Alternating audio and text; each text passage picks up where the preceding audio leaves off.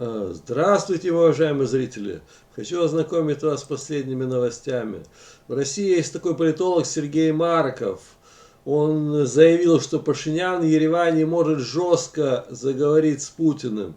Вот на фотографии Путин с Пашиняном. Он дает прогноз, как могут развиваться события, касающиеся ситуации ДКБ. Так, сейчас ознакомлю, что он заявил.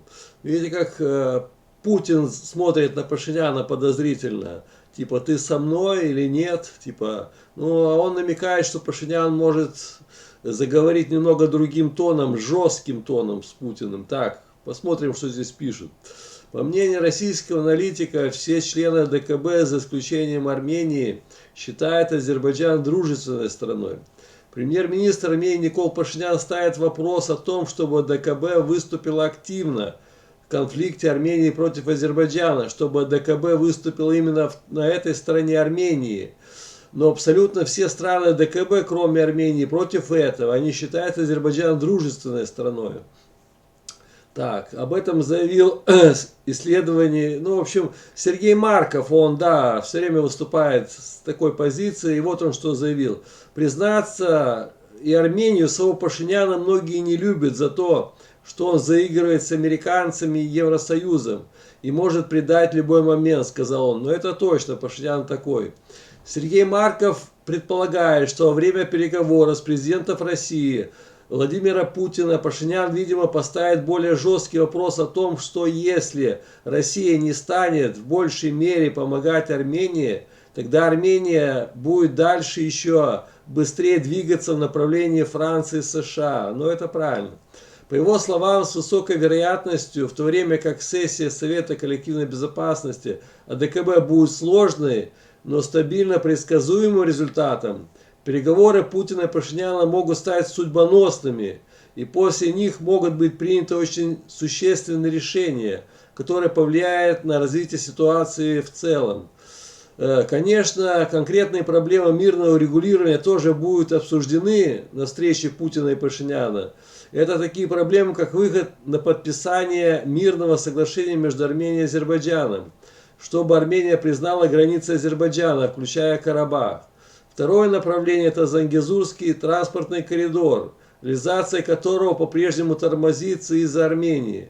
Позиция России по Зангезурскому транспортному коридору ближе к позиции Азербайджана. Еще один вопрос – это тема демаркации и демилитации границ. Здесь тоже нужна добрая воля и техническое решение. Ведь, как правило, демаркация и демилитация границ проходит тогда, когда есть хорошо функционирующая рабочая группа, которая находит развязки, решения, компромиссы в каждом конкретном случае. В общем, ситуация непростая, переговоры будут тяжелые. Сейчас уже последняя информация, Иран выступил еще раз.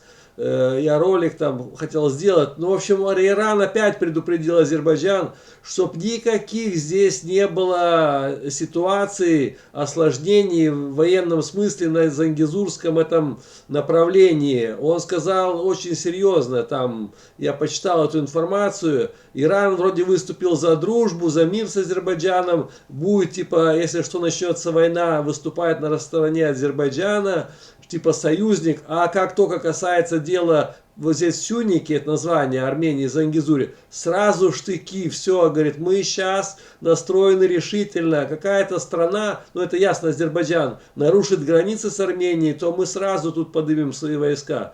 Так что, говорю, ситуация очень непростая. Азербайджану нужен Зангезурский коридор по-любому на Нахичевань, а Иран против этого, понимаете, и все вот это накаляется, и Путин залез еще сюда, сейчас в Армению лезет, видите, чтобы здесь власть свою, ну, как бы сказать, свое присутствие, ну, все, НАТО сразу займет, и все, и Путина вытолкнут, и все. Сейчас, говорю, вот очень напряженная ситуация на Южном Кавказе в целом, говорю, непростая. Вот такие новости.